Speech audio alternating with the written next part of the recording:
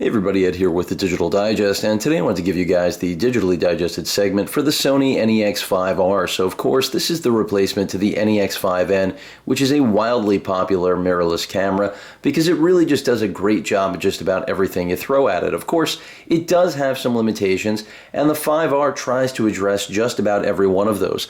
So in the series of coverage that I've provided for you guys so far, I've given you pretty much everything you need to know about the 5R out of the box. You're looking at a $750 retail kit right here for the 18 to 55 millimeter kit lens.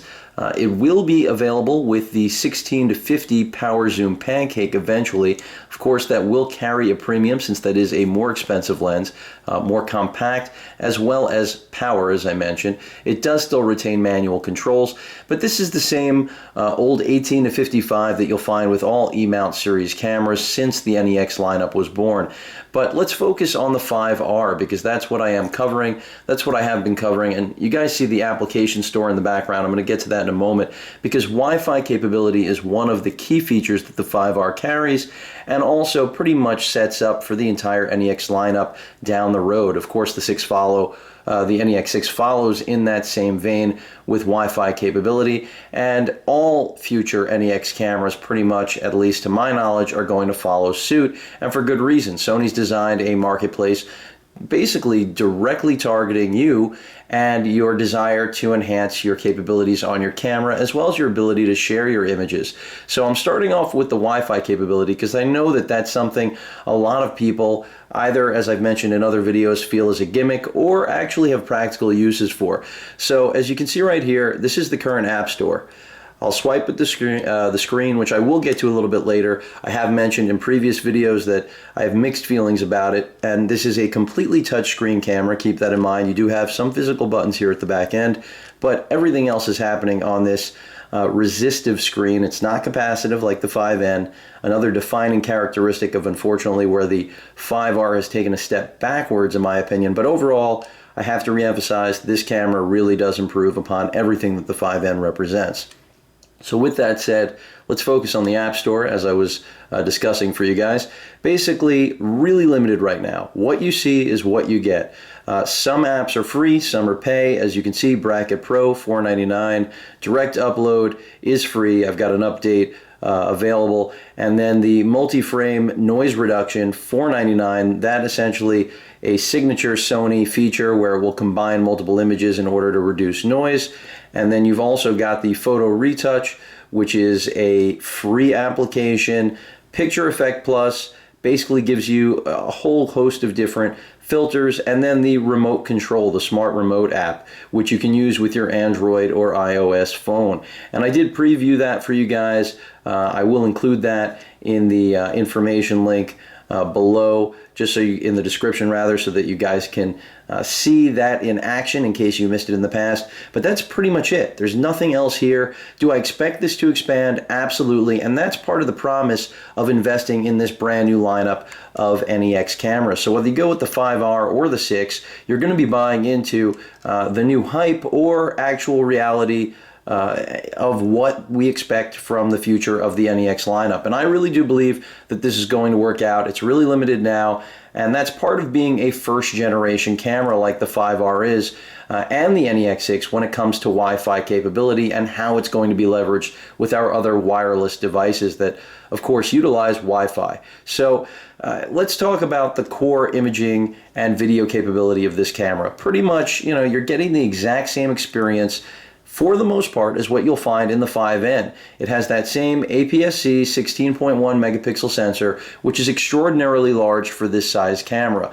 Part of, you know, the process of owning an NEX camera like this, it is a give and take, just like any other product you'll buy across the board, and many of the products I review, really any consumer electronic device.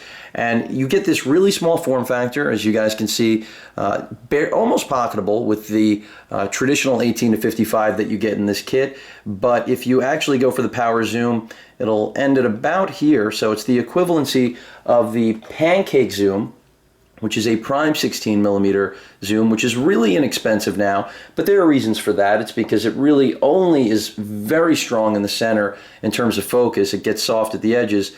but not going to get into that now since I'm focusing on the 5R. The point is, with the size of this camera, wide angle performance is not the best. I want to tell you guys that in advance, but I think that most shooters who are moving from point and shoot, as I've mentioned in previous videos, or entry-level digital SLRs will be extraordinarily pleased, if not blown away, with what this camera has to offer, because it really does have a multitude of features, and it certainly is very far from being a slouch when it comes to image quality, detail, and more importantly, bringing a whole nother level of video capabilities that no other manufacturer matches. Whether you're looking at Nikon or Canon, none of them have the video capabilities of Sony's NEX, at least top tier lineup, meaning the 5R, NEX-6, and the NEX-7, of course, the top of the line.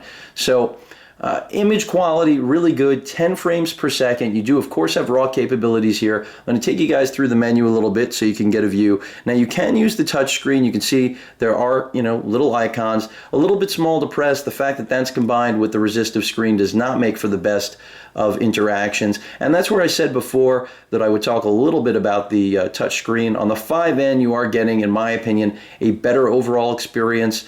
I don't know if Sony took a step back on the screen because they were trying to boost margins. After all of the NEX products have pretty much taken a boost in pricing, whether you're talking about lenses or cameras, because this 5R, which replaces the 5N was originally priced at, I believe, $699.99. So we saw a $50 price jump to move up to this new 5R. And you could justify that with the Wi-Fi inclusion, some new features. You've got the hybrid autofocus system, which I'll get to in a little bit. And so there are certainly features to justify that $50 price increase. But nonetheless, the point is that Sony has moved into another tier of pricing. You could also support the idea that that gives them a little more room to put the camera on sale. And over the course of the holiday weekend and Black Friday, this did dip down to as low as, I believe, $550, which was a steal. Those of you who picked it up, congrats, because no matter what you end up taking away from my review, you'll know that I do think this is a great camera, even at retail, let alone at that price. Whether or not it's perfect for someone who is in the market right now just to get into a new NEX model is another story entirely. But back to this touchscreen. Certainly not as good as the 5N, but the fact that you now have Wi-Fi capability, all of these new features certainly pretty much knocks out that negative aspect immediately, in my opinion, because while you have a better touchscreen on the 5N, you really have a lot less to do with it than you do here on the 5R. So let's get out of the App Store. I'm going to use manual controls for this because, quite frankly, I prefer them. And that's not a knock against touchscreens. Pretty much the same software experience you're going to get with the NEX-6, excuse me, and not exactly the same as the 5N, but very close. As you can see, pretty much Sony telling you what every one of these modes are, a little bit of hand holding, something that I don't dislike, especially for this model, because the 5R is aimed at a very broad audience, from starters to amateurs, and even I think some professionals certainly do appreciate the quality that this camera offers at its price point and its versatility, because one of the beautiful things about NEX cameras is that you can attach pretty much any lens from any manufacturer with the right adapter. The only thing is you will have to go full manual for that. Don't want to go into that right now. So image size, let's start with that. As you can see in the video department, something I was mentioning before, a really broad range of video formats, something you will not see from pretty much any other camera, especially in this form factor. So something I really like. I do enjoy shooting in the highest quality mode. Of course, 24p is also really nice. Really depends on what you're actually filming, whether or not there's a lot of motion in the video. In terms of formats, of course, AVC HD and MP4. And if you don't know, really, AVC HD is all about getting that highest quality experience, which is what it's telling you right there, whereas MP4 is clearly the more editing and computer-friendly format, not intended for commercial purposes. YouTube, definitely a better format. Even though everything I shoot for you guys, I do capture in AVC HD. Let's go back. In terms of other features here, image size. Now, as I mentioned before, 16.1 megapixel sensor, so your largest size is going to be that 16 megapixel cap. You can drop it down to 18.4 or 4 megapixels. Really depends on what you need. Keep in mind, if you're going to do a lot of cropping, then you might want more megapixels, and that's where the NEX-7 comes into mind. However, the price range is so vast between these two models, I really can't begin to compare them, even though this does come very close to the NEX-7 in terms of overall quality and performance, especially with the hybrid autofocus, which, don't worry, I will get to. Let's go back. You also can play with aspect ratio, of course, and this is nothing new to pretty much any digital camera at this point.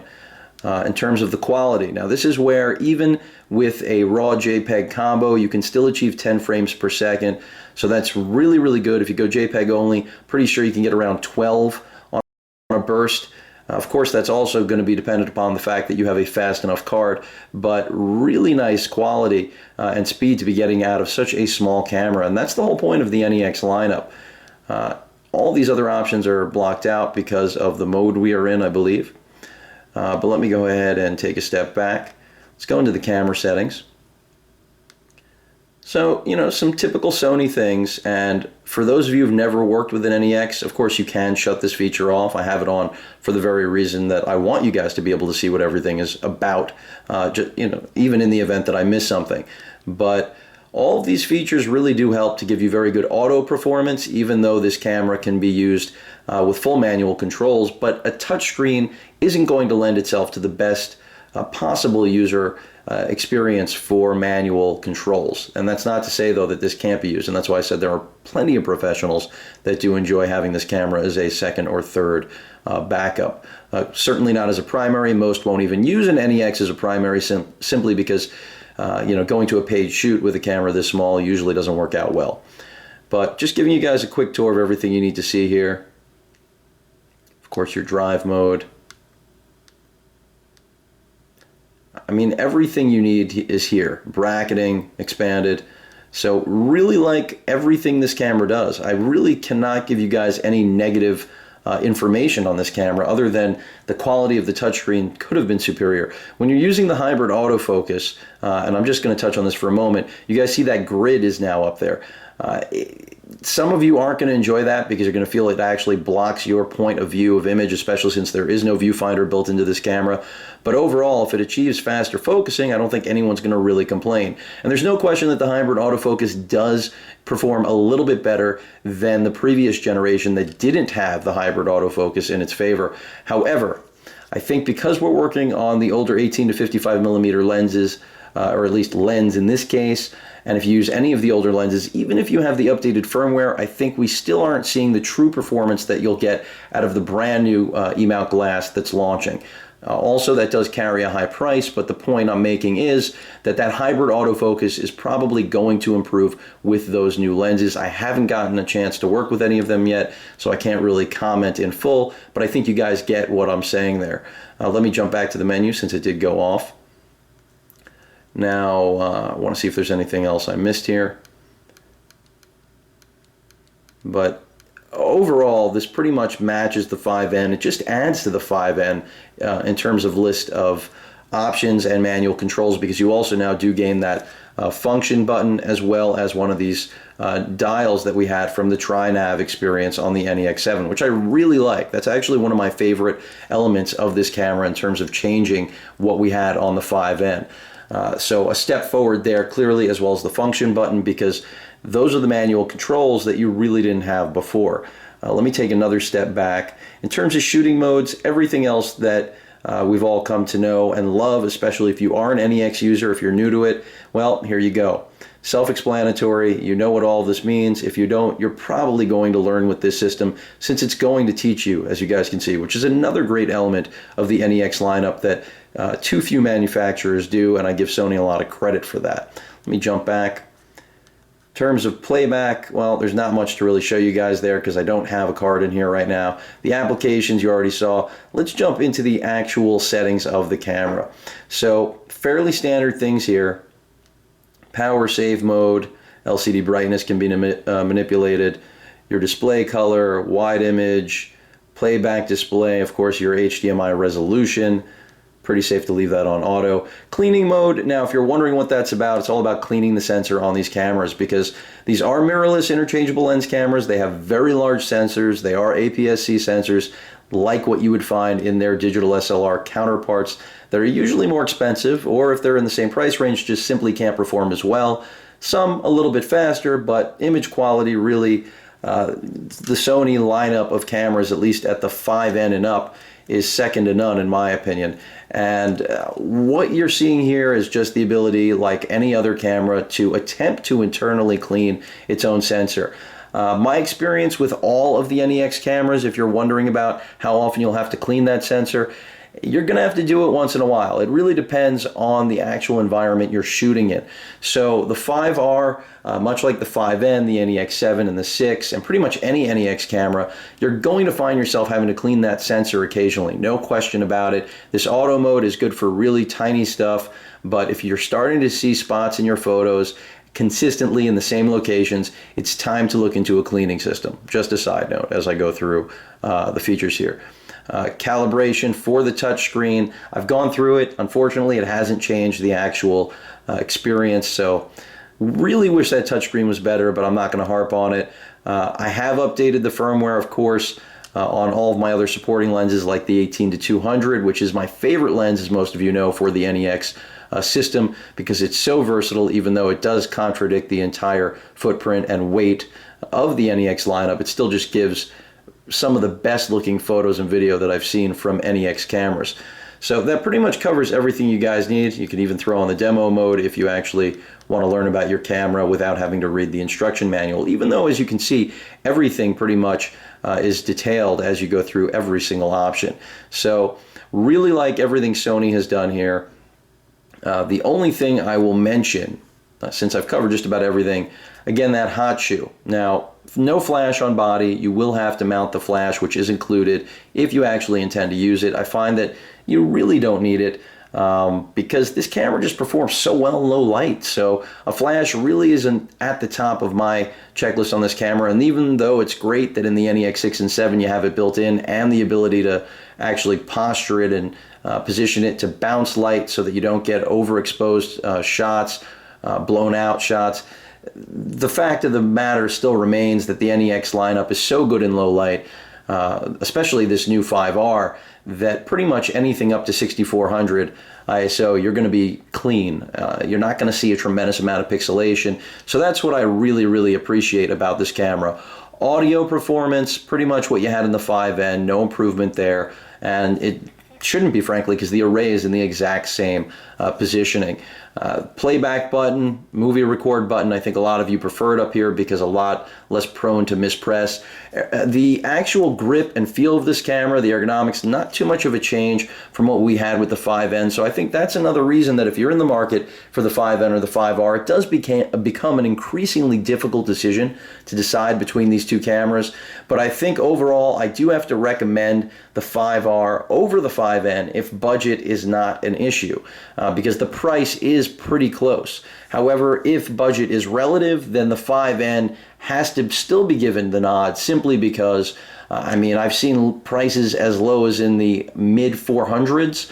So you're looking at least a $200 price difference on any given day. So if pricing is all you're really interested in, then the 5N will certainly blow away your expectations, especially now at its reduced price. Remember, a year ago, that was a $700 camera. This is $750 now, but as I mentioned, it's been as low as $550. Back to that proprietary port. Other things you can buy: external microphone for enhanced audio. Since I did mention the audio is fine, but nothing that you're going to come away with any filmmaking capabilities. Not that that external microphone will provide that, but it's still something I think most of you would want to know about if you're not familiar to the NEX lineup of cameras, especially since the 5N and R are the only ones anymore, new models, that I would recommend that actually utilize it. Of course, there are lower-end NEX cameras out there. Also, you can pick up an electronic viewfinder, which has taken a drop in price, so that is something that's noteworthy about the 5R and the 5N as well, for that matter, because originally that was a $350 viewfinder, which gives you pretty much the same experience you'll find in the 6 or the 7, except it is modular, so it does, you know, it is removable. It also does have movement, which the 6 and 7 do not. It is built right into the left side of the camera. But that price drop is now about $100. So it's been out for a while. I guess it's just a product of time. You can pick up that viewfinder for less money, and I think that's another thing that will draw people to this camera as opposed to the 6 in some instances, especially if they're disappointed that the 6 does not have a touchscreen, because I know there are a lot of users that would have liked to have seen a touchscreen on the NEX-6, since it is the mid or in between, of course, this, the 5R, and the NEX-7. So beyond the hot shoe, beyond the quality of the touchscreen, I've told you guys image quality is superb, video quality also great. If you're really looking to do, gigantic prints, then you should probably stick with the NEX-7 or with a full frame camera, or just a higher end true digital SLR, something that isn't mirrorless overall. But in my opinion, in most cases, this camera, as well as anything above it right now in the NEX lineup, really can replace, for me on a day-to-day basis, at least for personal uses, just about any digital SLR that I could pick up for twice, if not 3 times the money. So that says a lot about the performance of these cameras, specifically the 5R. I've shown you guys what the Wi-Fi is all about. Not in love with having to input in text fields with that poor screen. I call it poor because Sony really knows better, in my opinion, so I still don't get it, but I gotta, tell you guys how it is, or tell it like it is. And in this case, the screen could have been better, but it certainly shouldn't prevent you from going in this direction, because I think the Wi-Fi gives it a whole nother element that makes an already great camera even more fun to shoot with. And that's what the 5R is all about. It's a fun camera, but it also still gives you incredible results. Hybrid autofocus system really is a little bit faster. It's negligible compared to the 5N, at least with this lens, but I think that's where things will change. With other lenses, I think you're going to get better performance, and obviously, since this is the first generation, the best piece of advice I can give regarding the hybrid autofocus system is probably that in the second gen of the hybrid autofocus system, we're going to probably see major improvements, where here they were pretty much nominal. That doesn't mean that you guys shouldn't pick it up. If I was starting fresh right now, I would definitely invest in either this or the 6, or wait until you get a NEX-7 replacement that incorporates the Wi-Fi, the hybrid autofocus system, so that you can really take full advantage of the brand new lineup of NEX lenses. Granted, Sony has put out firmware updates, but as I mentioned earlier in this video, in using the 18-200mm lens, I didn't really see a tremendous difference in the speed of the autofocus system there. Granted, lighting could have had something to do with that, because the 18-200 is not a fast lens, as many of us know. Those of you who don't, I'm just letting you know, not a fast lens. It's more about flexibility. But overall, really enjoyed shooting with the 5R over the course of my time with it. Really enjoyed the added manual functionality that wasn't there before. I think that this camera, paired with some of the older NEX lenses, is a great value, but the 5N is too. As I mentioned before, if you really don't care about the Wi-Fi, then I wholeheartedly recommend going with the older 5N. But if you want the latest and greatest, and are interested in growing with the camera, which you'll be able to do a little bit more with the manual controls right here in this section afforded to you, then the 5R represents a great piece of kit. Wrapping this up, battery life, just so you guys know, still really good, pretty much on par with everything we've seen from the NEX lineup.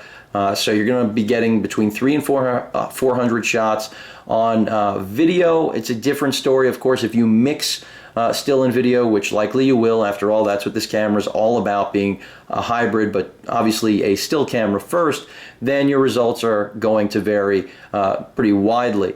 Overheating is the final thing I want to talk about, because that's one of the Achilles of the NEX lineup of cameras, especially the NEX-7, which I do love. It's got, just about everything you would need to use it as a dedicated video camera, but overheating prevents it from making that critical leap. So, the 5N, the 5R, you wonder, has the 5R really evolved? And the fact of the matter is that this new lineup of NEX cameras, being the 5R and 6, have improved. But the 5R isn't the one, or the model right now of the two, that has really benefited on this new build. The NEX-6 I've tested, and overheating there pretty much takes almost an entire battery to get the camera to overheat. This camera, on the other hand, I've seen it really vary anywhere from 30 minutes to an hour before it has to shut down. So in other words, the NEX-5R is an improvement from the 5N, but not a tremendous one. And that's another reason,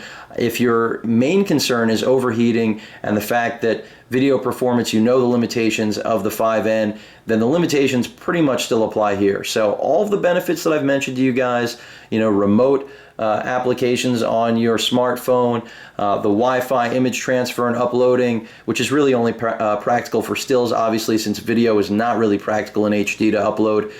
If those things don't appeal to you, then the 5N is definitely a very compelling choice at $100 to $200 savings on any given day. But overall, really enjoy the 5R. The overheating is still an issue. It does not have the benefit that the higher end NEX-6 has, which is priced at $1,000. With the brand new Pancake Kit zoom. So certainly a very big jump up from the 750 or less that we're getting here with the 5R. But I hope that's given you guys just about everything you need to know about this 16.1 megapixel camera. Really do like it, can highly recommend it. It really just comes down to whether or not you want to select this over the 5N. And overall, as I mentioned at I think the very beginning of this video, if you are not concerned about pricing, then I would go with this camera. There's no question, over the 5N.